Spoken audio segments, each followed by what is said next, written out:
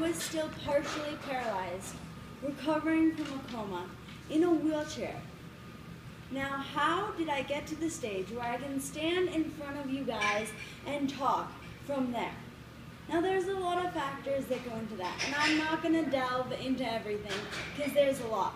But one big thing that I want to talk to you guys about is the fact my family kept the blood flow going to my brain, and I think that saved me. Now, what is blood flow? Blood flow is when you create energy from exercising and you send blood flow up to your brain. Now, how does blood flow work to heal your body? Well, if you think about it in a different term, if you tear your ACL, what do you have to do? Get surgery. Why? Because there's no blood flow to that portion of your knee. Your body can heal with blood flow to it. Now, most people who are recovering from a coma, either at the beginning you can't move, and then you're really weak. So how do you exercise the whole time? Now that's a pretty good question. I exercise because my family played so much of a role in my recovery process. When I was in the coma and unable to move by myself, they would grab my legs and stretch me mildly, and so they kept that blood flow pumping towards my brain. Then when I was in the wheelchair and my right hand was paralyzed and I could only move my left hand, we played some left hand games, and I didn't like to think about working hard or trying to do something intense. You know, you guys might not like to work out because you might think, oh, well, if I work out, I have to be a professional athlete, or I have to try to accomplish something, or I have to push it really hard. I didn't really like to push it really hard when I was recovering. I went through my childhood again, and let me tell you, in my childhood, I thought I never worked hard. So I never wanted to do hard things. I wanted to play hand games.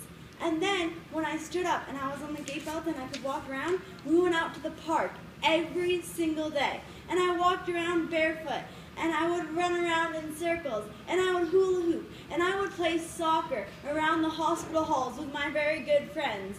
And I would always be active, and I would always be happy. Thinking of humor as being the subject of this conversation, I pulled in a lot of humor to my recovery process, and it helped me out tremendously because I didn't like to think I was working hard. So I stayed active by also staying having fun and being happy. So when you're doing fitness, you don't have to work super hard. You don't have to do something that makes you struggle. You don't have to do something that's challenging. You can if that makes you happy. But if you want to do something that's light and easy and fun, you can do something that's light and easy and fun. And let me tell you that sending blood flow to your brain helps heal your body tremendously. And every single person here, every single person, when you leave today, I want you to set a goal for this week. And I want you to accomplish one thing that will send blood flow to your brain. It can be yoga. It can be running. It can be chasing around your little kids. It can be absolutely anything. And you might say, oh, I'm busy. I honestly don't really care how busy you are because everybody in the entire world is busy.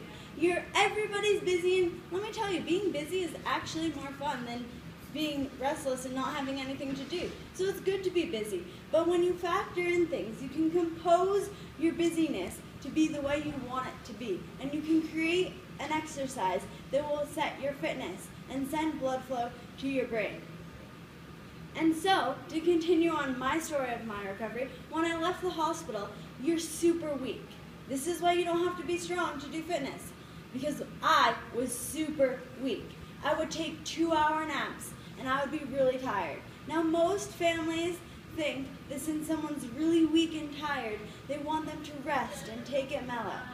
And that is very important. You do need to rest. That is a huge factor. You have to rest way more than you usually do when you're recovering from a TBI. But you have to stay active every day as well. How do you do that? Well, they would say things like, Jamie, let's go for a hike. And we would go 1/4 of a mile. Or they would say, Jamie, let's do yoga. And I would do 3 yoga poses and a half an hour of Shavasana. So I kept it really mild, because that's the level that I was at. Now, no matter what level anyone here is at, you can always Add fitness to your routine and push yourself in that direction. And the more blood flow, even when you're 100% healthy, the more blood flow you send to your brain, the longer you live, the better you live, and the more opportunities you have for a concrete, great future. So, add more blood flow to your brain by exercising. That's the end, Toastmasters, of my speech.